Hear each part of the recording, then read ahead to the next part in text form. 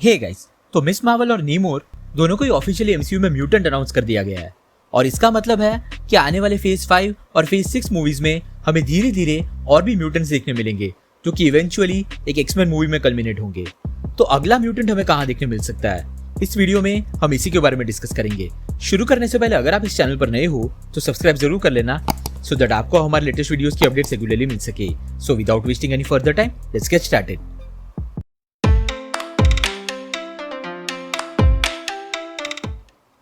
तो ये already announce हो चुका था कि नेमोर ऑफिशियली म्यूटेंट होगा एमसीयू में, लेकिन मिस मार्वल रिलीज होने के बाद हमें पता चला कि कमाला खान भी एक म्यूटेंट है।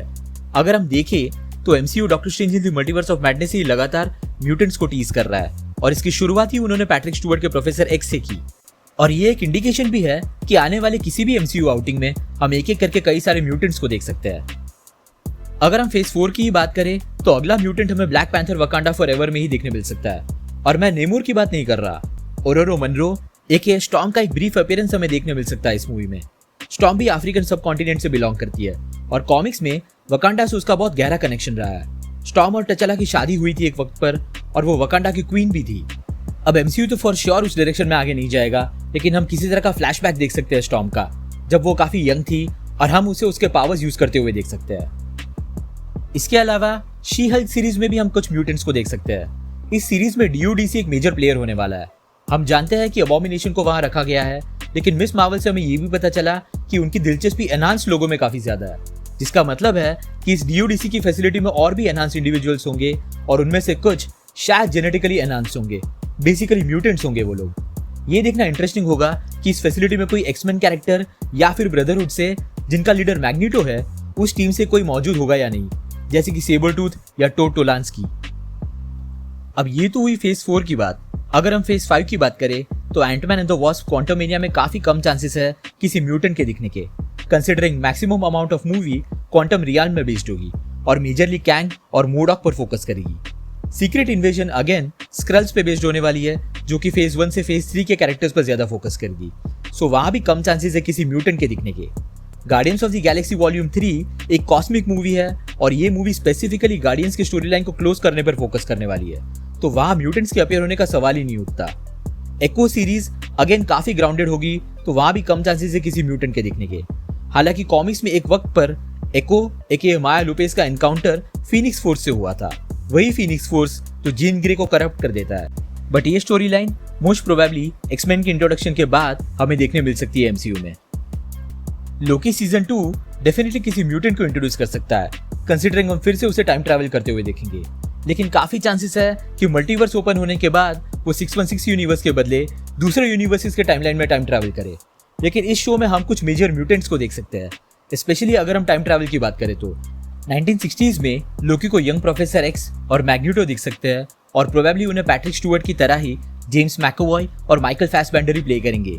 सिमिलरली अगर वो एंशिएंट इजिप्ट में जाते हैं तो वहां उनका एनकाउंटर अपोकलिप्स से भी हो सकता है। भले ही ये शो मल्टीवर्स पे बेस्ड है, बट इस शो में काफी ज्यादा पोटेंशियल है किसी बड़े लेवल के म्यूटेंट को टीज करने का। So let's see. The Marvels again एक कॉस्मिक स्टोरी लाइन होने वाली है, सो कमाला के अलावा हम किसी नए म्यूटेंट को नहीं देखेंगे मोस्टली। मोनिका रैम्बो खुद एक म्यूटेंट हो सकती है, एज कमाला के ब्रेसलेट की तरह वांडा का हेक्स भी मोनिका के लिए उसके पावर्स एक्टिवेट करने का काम करता है, जिसका मतलब है कि मोनिका रैम्बो भी जेनेटिकली एक म्यूटेंट हो सकती है। लेकिन कमाला और मोनिका के अलावा काफी कम चांसेस है कि इस मूवी में हम किसी म्यूटेंट को देखेंगे। ब्लेड अगेन सुपरनेचुरल जॉनरा पर ज्यादा बेस्ड है और उसका एनकाउंटर वैम्पायर से होगा, लेकिन किसी म्यूटेंट का दिखना वहां पॉसिबल नहीं लग रहा। इवन आयरन हार्ट सीरीज में भी किसी म्यूटेंट के दिखने के चांसेस काफी कम है, कंसिडरिंग वो सीरीज टेक्नोलॉजिकल फ्रंट पे ज्यादा फोकस करेगी, बिल्कुल जैसे आयरन मैन मूवीज हुआ करती थी। एगाथा कवन ऑफ केओस किसी नए म्यूटेंट को इंट्रोड्यूस ना करे, लेकिन वो शो वांडा पे फोकस कर सकता है। वांडा कॉमिक्स में ऑलरेडी एक म्यूटेंट है, तो ये शो भी शायद वांडा को ऑफिशियली म्यूटेंट डिक्लेयर कर दे। अब क्योंकि डार्क होल्ड नहीं है तो एगाथा पर से उसका असर खत्म हो गया होगा और मल्टीवर्स ऑफ मैडनेस के बाद इवन वांडा का एगाथा पे किए हुए मैजिक का असर खत्म हो गया होगा। इनफैक्ट कॉमिक्स और एनिमेटेड सीरीज में एगाथा ही वांडा को अनस्टेबल स्टेट से नॉर्मल स्टेट में ला पाती है। हो सकता है कि ये शो भी शायद वही करे वांडा के लिए। डेयरडेविल बॉर्न अगेन बहुत ही ग्राउंडेड सीरीज है, बट क्योंकि इसमें 18 एपिसोड्स है तो शायद हम किसी स्ट्रीट लेवल म्यूटेंट को देखें जो बहुत ज्यादा पावरफुल नहीं होगा, जैसे किटी प्राइड या नाइट क्रॉलर। लेकिन एक कैरेक्टर के दिखने के चांसेस ज्यादा है। हम ऑलरेडी जानते हैं कि इस सीरीज में किंगपिन भी दिखने वाला है, तो प्रोबेबली स्पाइडरमैन के अपीयर होने के चांसेस सबसे ज्यादा इस सीरीज में, जैसा मैंने अपने स्पाइडरमैन के फेज 5 और फेज 6 वाले वीडियो में बताया था। अगर आपको स्पाइडरमैन के फेज 5 और फेज 6 के अपीयरेंस के बारे में और डिटेल में जानना है तो आप यहाँ ऊपर राइट साइड में आई बटन पर क्लिक करके उस वीडियो को देख सकते हो।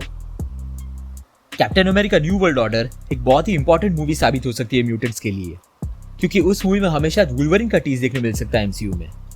कॉमिक्स में स्टीव रॉजर्स और वुल्वरिन दोनों पहली बार वर्ल्ड वॉर 2 में मिले थे और उन्होंने एक मिशन भी साथ में एग्जीक्यूट किया था।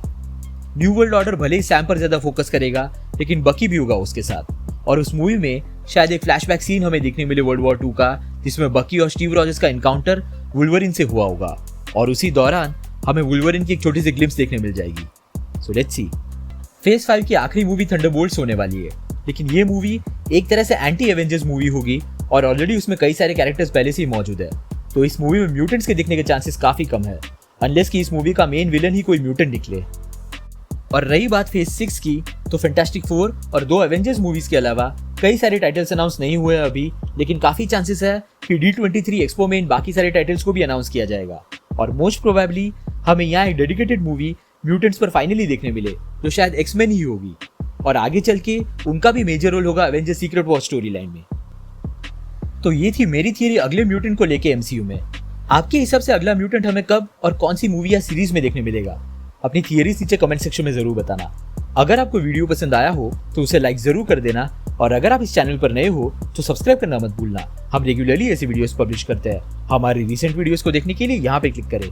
Thank you so much for watching guys. Stay safe.